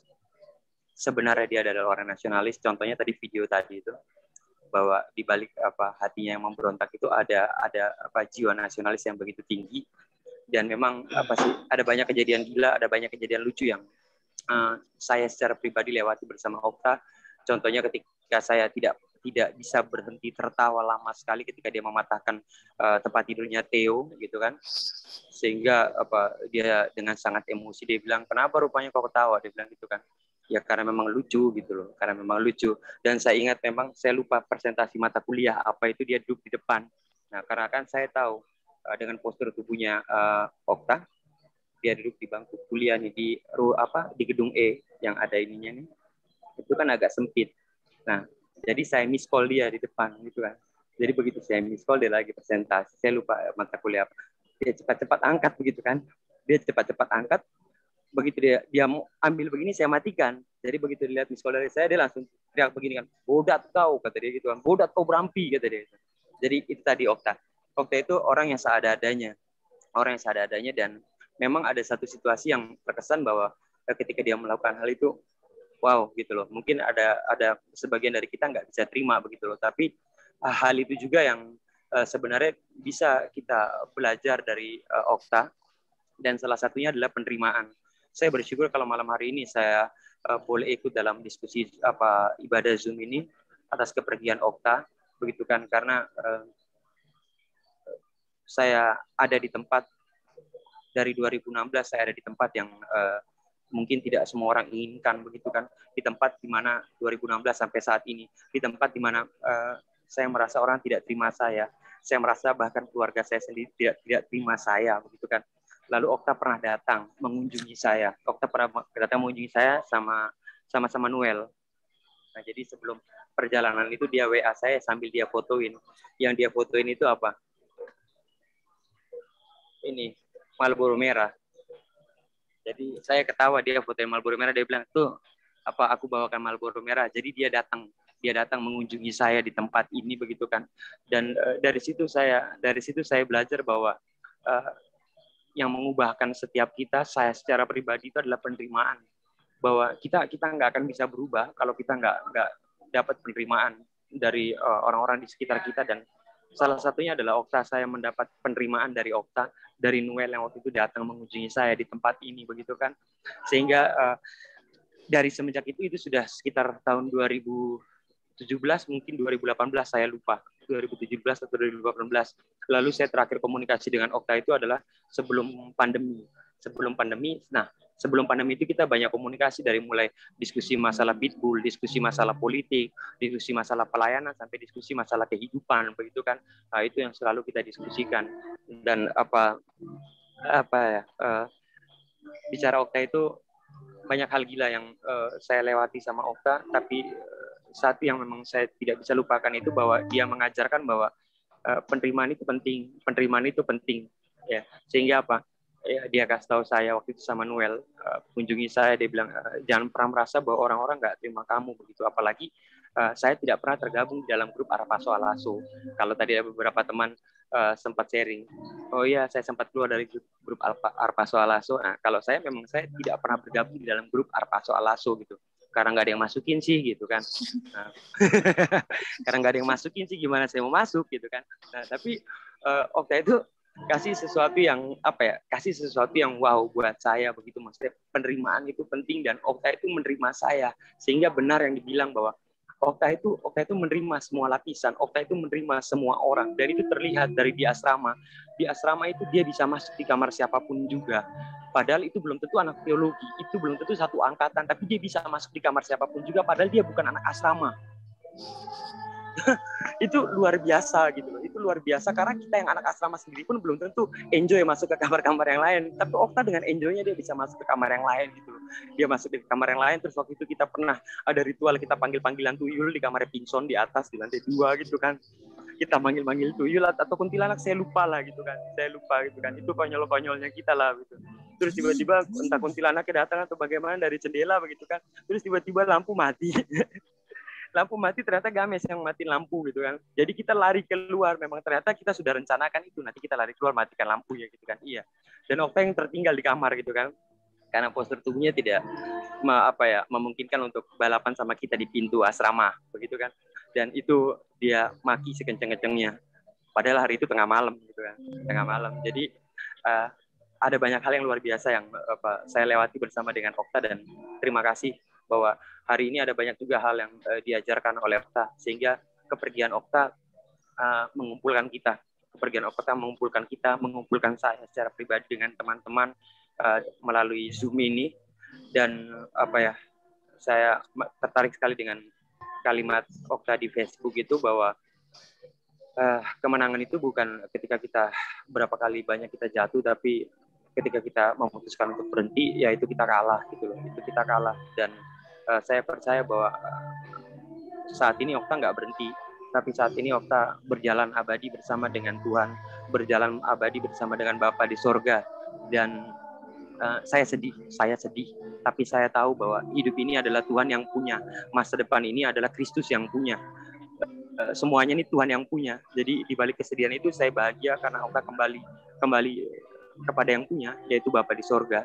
Jadi terima kasih teman-teman sudah mengajak saya juga dalam ibadah via Zoom ini. Dan ya, selamat jalan Okta, dan kita akan bertemu kembali di Yerusalem yang baru. Terima kasih semua teman-teman. Tuhan Yesus memberkati. Shalom. Shalom. Terima kasih Kak Bram untuk tribute-nya. Semoga ini juga jadi cerita yang kita kenang dan juga jadi hal yang baik buat kita semuanya. Baik teman-teman, apakah masih ada lagi? Kalau saya memang, oh iya, silakan Imen Fani. Ya, makasih untuk kesempatannya. Bicara soal Bang Okta ini memang tidak ada habis-habisnya ya. Ya, saya juga punya kesan yang sama. Pertama, saya orang yang tidak terlalu dekat dengan Bang Okta, tapi dari berbagai diskusi yang selalu saja ada di grup Arpaso Alaso, saya selalu menjadikan dia sebagai salah satu contoh untuk saya sharing ke teman-teman saya di pastori, khususnya beberapa majelis jemaat, tentang keberaniannya untuk menyampaikan sesuatu yang menurut dia benar, walaupun kadang dengan cara yang kita kurang setuju begitu. Tapi di situ saya lihat bahwa dia punya ya itu sudah ciri khasnya dia begitu. Tidak bisa lagi kita rubah-rubah, kita tidak bisa pengaruhi dia. Dan saya lihat ternyata Okta ini tidak berubah begitu dari waktu zaman kuliah, berdebat dengan dosen, kemudian dalam presentasi apapun itu juga dia tetap menjadi orang yang senantiasa pertahankan dia punya pendapat gitu. Jadi saya selalu bilang saya tidak seberani si Okta ini. Saya bilang dia orangnya betul-betul berani, tidak ada kata takut. Itu penilaian saya untuk Okta. Kemudian saya juga pernah sempat mengeluh sih tentang Okta sama Blidiki. Saya chat Japri sama Blidiki, Bli, kok bisa ya Bang Okta itu kritik sama pemerintahnya kok segitunya gitu. Bukannya kita hadir untuk saling mendukung, mendoakan, kok kita malah mengkritisi yang terlalu menurut saya berlebihan begitu. Ya, saya juga dikasih pengertian lah sama Blidiki ya. Memang Oktanya itu seperti itu ya. Jadi saya bilang ya mungkin ini juga penyebab teman-teman banyak yang keluar dari grup karena caranya dari Abang Okta ini. Tapi beberapa waktu yang lalu ya, di saat kita ada dalam pergumulan yang sama ya tentang COVID ya, itu saya lihat ya dalam sakitnya Bang Okta, dia masih sempat balas chatting kita. Betul. Ya artinya dia di sini saya lihat dia tidak mengecewakan kita lewat segala bentuk perhatian kita, doa kita untuknya dia balas gitu. Jadi waktu saya bilang kalau bisa ukuk dan lain sebagainya gitu. Van di rumah sakit tidak bisa begitu. Oh minta maaf saya tidak tahu kalau Bang Okta ada di rumah sakit begitu. Artinya sekalipun dalam keadaan sakit, kalau sempat dia balas itu dia akan tetap balas. Ya. Dan itu ya sederhana memang, mungkin juga sepele tapi itu bagian dari cara dia menghargai kita yang sedang memberi semangat, yang sedang mendukung dia ya, dalam dia bergumul tentang sakitnya. Ya teman-teman, satu yang saya belajar dalam beberapa waktu ini ya, COVID ini memang ya sungguh ya mengerikan ya, karena itu tadi kalau kita berpulang karena penyakit ini ya, kita paling hanya bisa mengenang ya, tidak bisa lagi ada pelukan terakhirnya, tidak ada lagi ciuman terakhirnya untuk orang-orang yang kita kasihi. Dan dalam bergumul ini satu hal yang saya belajar ya teman-teman dari pergumulan ini, bahwa dapat kabar saja ya, dapat kabar saja dari orang-orang yang lagi sakit itu, ketika masih bisa balas chat, saya selalu lega. Oh berarti dia dalam keadaan sehat. Oh iya dia dalam keadaan yang kuat untuk balas ini kita punya pesan dan lain sebagainya gitu. Jadi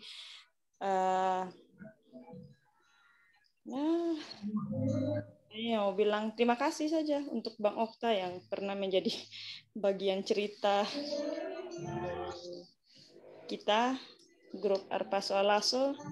Nah, ada cerita menjengkelkan, ada cerita lucunya, tapi ada juga banyak hal yang perlu kita belajar dari Bang Okta. Ya terima kasih juga untuk sharing dari semua teman-teman. Satu doa saya ya, dimanapun kita berada, kita tetap saling mendukung, menopang dalam doa, dan tetap jaga kesehatan. Itu saja Sari, terima kasih. Ya, terima kasih untuk Ibu Fani. Oke teman-teman, masih ada lagi kah? Karena nanti ada satu video lagi yang mau kita sharekan. Oh, Games ya? Udah raise hand, oke. Silahkan. Aku ini dulu ya. Ya.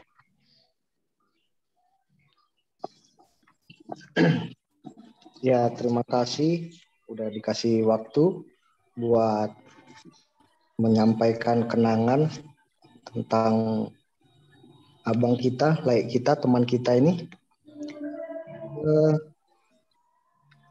Aku mau bilang bahwa Okta ini energinya nggak pernah habis untuk menyemangati orang, untuk peduli sama orang, bahkan untuk mengunjungi teman-temannya. Soalnya aku juga salah satu yang pernah dia kunjungi waktu kami masih vikaris, aku masih vikaris. Ya, waktu itu dia datang sama Desmond, lupa berapa, mungkin 2 malam kalau nggak salah. Jadi 1 malam sebelum mereka pulang besoknya, aku ajak makan malam ya tadi aku sempat ngomong juga di grup. Cerita itu lucu sekali betul, karena motor yang dia naikin nggak sanggup untuk naik ke perbukitan itu, memang karena terjal banget gitu. Sampai akhirnya itu motor dia geletakin, lalu dia jalan. Jadi Desmond lah yang nerusin motor itu, dia jalan kaki sampai ketemu jalan datar lagi. Lucu sekali gitu. Dan waktu itu tempat makan kami ya salah satu tempat makan cukup mewah waktu itu. Dan kami kelihatan lah orang-orang yang ada Desmond nggak di sini? Ada ya? Ada itu. Ada ya. Mungkin Desmond masih ingat. Waktu itu ya karena kita sama-sama orang yang biasa-biasa aja. Kami bertiga orang yang biasa-biasa aja. Lalu harus makan di tempat yang cukup mewah, dan saat itu bukan makan bareng sih, lebih tepatnya nimbrung makan para petinggi hotel waktu itu. Karena istriku dulu kerja di hotel itu. Waktu belum jadi istri tapi masih jadi pacar. Tapi ya itu karena bawaannya Lai Okta ini adalah bagiku sih seorang yang nggak berhenti berjuang dia. Segala hal dia mau perjuangkan gitu. Jadi di situ nampak bahwa dia nggak mau ada semacam kelas yang harus dibeda-bedakan satu dengan yang lain. Kalau kita kan udah baper sendiri, udah ngerasa bahwa kayaknya kita nggak selevel gitu. Nah kalau dia tuh nggak kelihatan tuh kayak gitu. Nggak tahu lah kalau Desmond waktu itu ya. Kalau aku ya kayak begitu gitu. Kemudian Lai Okta ini orang yang paling enak diajak diskusi karena bagiku dia punya wawasan yang sangat luas. Lalu pemikirannya itu terlepas dari cara dia menyampaikan argumen atau pendapatnya yang tidak bisa kita terima dengan pemikiran kita, tapi selalu apa yang dia sampaikan itu bagiku paling masuk akal, kemudian dasar pemikirannya kuat dan sangat visioner lah bisa dibilang begitu. Terakhir Zoom meeting kita yang terakhir, ketika meeting kita udah selesai, kami beberapa orang masih sempat nongkrong di Zoom itu. Agak panjang juga nongkrongnya setelah dari acara kita. Nah, satu yang ku sampein diskusi tentang pelayanan juga, gimana caranya supaya persekutuan gereja-gereja di dalam satu kota itu tidak dalam tanda petik tidak dikuasai oleh gereja-gereja yang beraliran itu gitu ya. Mungkin teman-teman tahu kenapa harus aku sebutkan. Nah, karena apa? Karena ya, dia jelaskan begini. Dan setiap apa yang dia jelaskan itu by fakta gitu. Bukan semata-mata by teori, apalagi by dugaan. Nah, makanya bagiku Lai Okta ini juga selain pembuka wawasanku, dia juga sebagai bagiku amunisi. Sehingga aku punya jadi senjata aku berfungsi gitu. Karena dia selalu memberikan dorongan-dorongan yang baik. Aku nggak tahu lah ya, aku bisa sebut dekat sama dia atau tidak. Dibilang dekat enggak juga, dibilang enggak dekat ya agak dekat lah, karena ya tadi tuh ya cerita-cerita di asrama yang tadi Mas Bram sampaikan, pernah sering main ke kosannya juga, dan banyak cerita-cerita lainnya yang satu cerita lagi pernah ini cerita aja ya.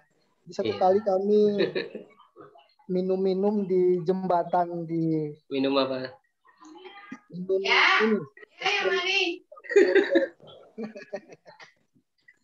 Jadi dia cukup banyak juga dia minum itu.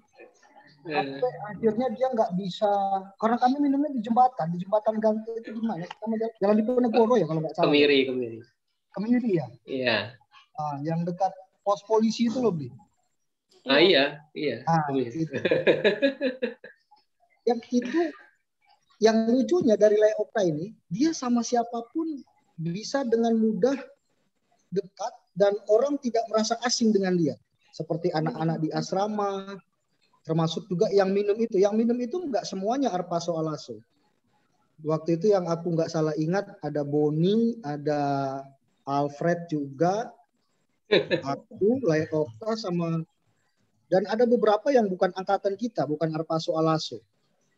Tapi itu enjoy aja gitu. Sampai akhirnya dia nggak bisa turun lagi gara-gara sudah berat karena minuman, plus karena badannya juga berat gitu ya. Akhirnya dia dibawa, dia merangkak gitu, hampir ngesot malah. Turun dari atas jembatan itu ke bawah. Lalu dia dibawa sama Boni kalau nggak salah ya. Sama Boni, nggak tahu yang megang di belakang siapa, aku juga udah lupa. Ya, akhirnya mendengar berita ini, aku mau nangis tapi malu di depan istri gitu ya. Cuman pas di istriku nggak lihat, aku lihat WA, netes air mata gitu ya. Sedih sekali betul kehilangan kita, sahabat kita, Okta Shiringo-ringo yang sangat memberi warna dalam kehidupan grup kita, angkatan kita Arpaso Alaso. Nah, harapanku sih meskipun dia sudah tidak ada, mari kita jaga kebersamaan ini. Karena kita nggak bisa pungkiri dialah orang yang merekatkan kita di angkatan ini. Aku lupa tadi siapa yang ngomong bahwa Macedona kayaknya tadi yang ngomong, kita sudah bolak-balik keluar dari grup tapi dia bertahan di sini. Dia sadar bahwa banyak orang di angkatan kita yang tidak suka sama dia, tapi dia tidak benci sama kita. Dia selalu mau berkomunikasi lagi. Ya mungkin itu sebagian kita ngerasa bahwa kok orang ini kayak nggak tahu diri gitu, atau kayak nggak pernah ngerasa bersalah. Karena memang dia ngerasa dia tidak bersalah. Gitu. Dia sedang menyampaikan apa yang dia rasa benar. Setidaknya konsistensi seperti itu yang sulit kita temukan dari antara kita. Dan di Laekokta konsistensi seperti itu sangat kental kita alamin. Kita semua seangkatan ngalamin. Aku juga satu kali pernah berkonflik sama dia tapi lupa gara-gara apa. Tapi ya itulah, dia selalu bisa membangun kembali kebersamaan kita di grup ini. Harapanku yang kedua, kita harus sudah punya gerakan-gerakan lebih konkret lagi untuk angkatan kita ini dalam hal apapun, entah itu kedukaan, entah itu bahkan masih sakit atau sedang sakit, entah itu berupa uang ataupun apapun, yang pasti kita upayakan, kita pikirin bareng-bareng apa nih wujud konkret yang mau ke depan kita lakukan gitu di angkatan kita. Terima kasih. Oke. Baik, terima kasih untuk Games. Teman-teman, dengan tidak mengurangi rasa hormat, mungkin teman-teman masih banyak sekali yang mau sharing, tapi nanti di lain kesempatan kita yang rencananya juga kita akan membuat Zoom sekali lagi, dan kalau bisa memang mengundang Kakak Nambaban ya, istri dari almarhum Pendeta Okta, tapi juga melihat situasi dan kondisi beliau juga masih sedang dalam perawatan, jadi waktunya masih kita akan sesuaikan. Teman-teman, untuk mengakhiri dari rangkaian ibadah kita bersama-sama ataupun sharing kita bersama-sama ini, saya mau share satu video lagi dari Macedona ya. Kita lihat bersama-sama.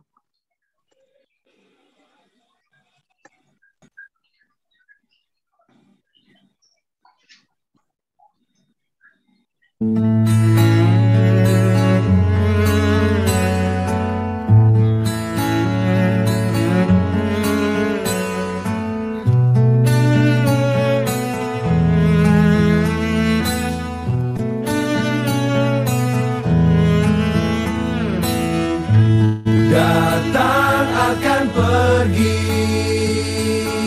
lewatkan berlalu,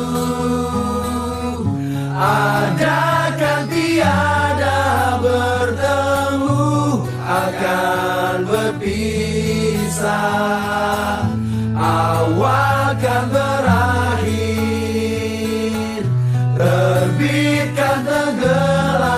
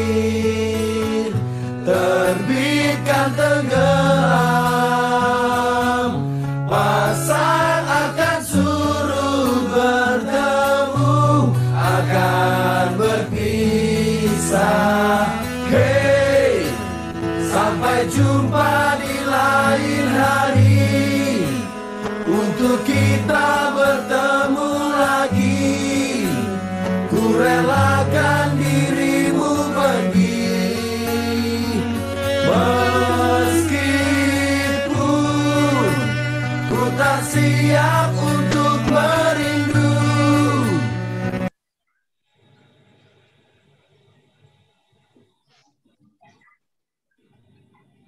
Ya, demikian teman-teman. Untuk berikutnya, saya serahkan langsung ke Blidiki untuk menutup kegiatan kita ataupun acara kita malam hari ini. Tapi sebelumnya, ada satu informasi untuk kita semuanya. Teman-teman, kita akan menggalang diakonia yang kita buka mulai malam hari ini sampai nanti Sabtu minggu depan. Sekali lagi diingatkan, untuk ibadah dengan istri almarhum akan diusahakan secepatnya, tapi kita akan tetap melihat kondisi dan situasi pemulihan beliau sendiri. Itu saja, kami serahkan langsung ke Blidiki. Ya, terima kasih Sari dan juga terima kasih kawan-kawan. Ya, kita tahu di Indonesia Barat jam 9, waktu Indonesia Tengah jam 10, dan Indonesia Timur jam 11. Jadi kita juga bijaksana karena besok kita semua punya pelayanan di tempat masing-masing. Dan tentu kita juga harus sesuai dengan kondisi kita, tampil di dalam pelayanan kita dengan baik di hadapan Tuhan dan di hadapan jemaatnya. Jadi untuk hari ini kita sudahi pertemuan ini. Namun atas izin Alda, ya, mungkin Alda nanti semoga setuju, seperti tadi yang dilakukan oleh Vison, Gamis dan kawan-kawan, Gamis dan kawan-kawan, ya, bahwa di pertemuan terakhir Zoom dibuka untuk teman-teman yang masih mau bicara. Tetapi saranku sih, ya, mari kita beristirahat seperti kata Theo. Mari kita ingat yang baiknya. Kita semangat, kita lanjutkan dalam pelayanan. Dan ingatlah, coba kunjungi di Facebooknya Okta yang mengatakan bahwa pemenang itu adalah orang yang nggak pernah berhenti. Oke teman-teman, kita akan berdoa. Setelah ini kita istirahat. Mari kita berdoa. Tuhan, kami mengucap syukur untuk pertemuan yang indah bersama kawan-kawan kami. Harpa Soalaso Teologi 2005, Universitas Kristen Satya Wacana. Kami mengucap syukur untuk pertemuan ini, bahwa kami benar-benar memahami bahwa dalam kesedihan kami ada suatu sukacita kami boleh kembali bertemu dengan kawan-kawan kami yang telah lama kami belum berjumpa dengan mereka karena satu peristiwa yang menyesakkan hati kami, kepergian Pendeta Octavianus Caesar Siringoring. Kami percaya bahwa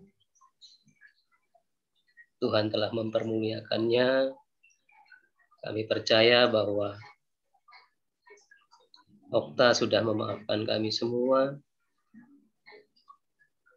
dengan apa yang boleh kami lakukan.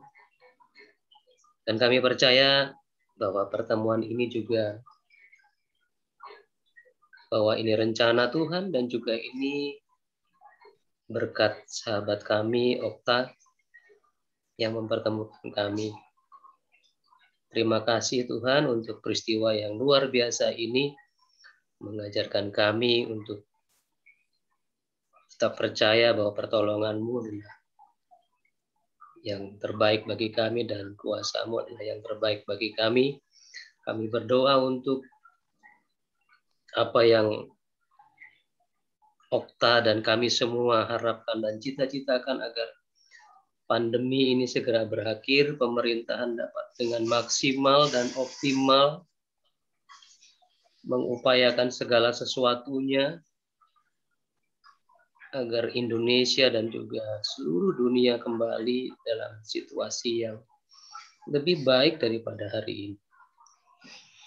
Terima kasih Tuhan, terima kasih untuk Okta yang boleh hadir dalam kehidupan kami.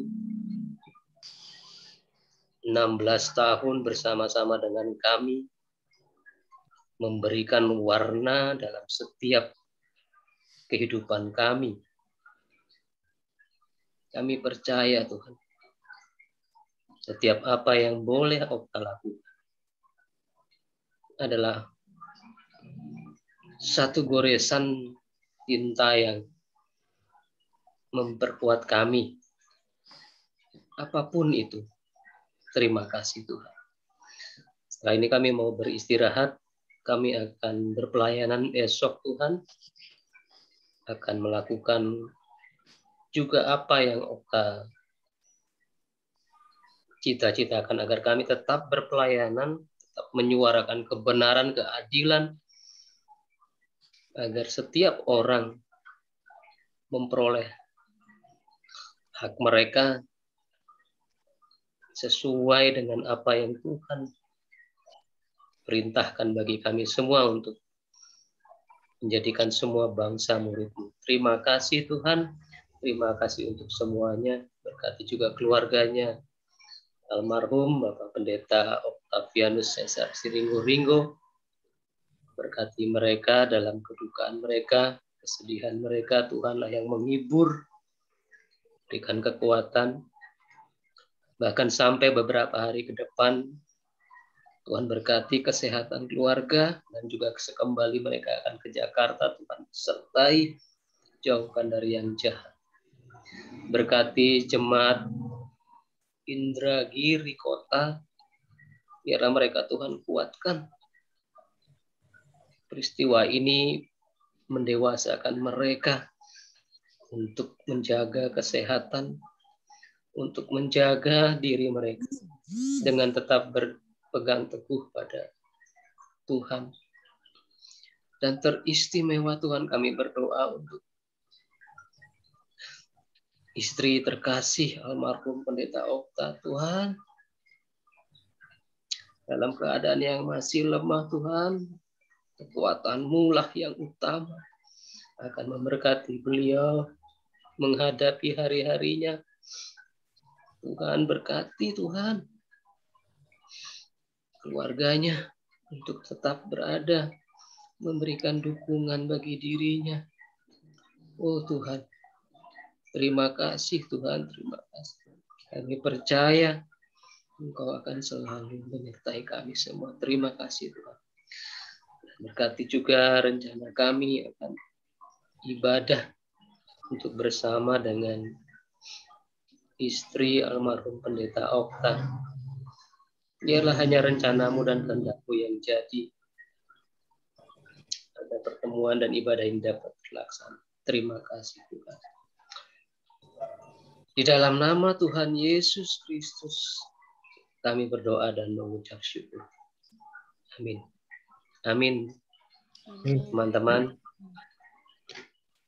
terima kasih untuk kebersamaannya malam hari ini. Sampai jumpa di lain waktu ya, seperti lagu tadi. Oke, kita semua ini adalah admin dari Akarsu Al-Asur di grup WA. Semua bisa menambahkan semua teman yang ada di kontak WA kita, silakan dimasukkan. Dan kita sudah punya setiap awal bulan agenda untuk bertemu. Di awal bulan September kita akan bersama Kak Ira. Tentu memang tidak menjadi biasa lagi karena Okta sudah tidak ada, tetapi aku berharap teman-teman bisa bergabung dalam awal bulan September nanti. Tinggal tunggu pengumumannya. Demikian ya teman-teman. Sampai jumpa. Selamat malam. Shalom. Selamat malam semuanya. Selamat malam semuanya, teman-teman. Tuhan berkati. Amin. Selamat jalan, Okta. Ya. Selamat jalan, Okta.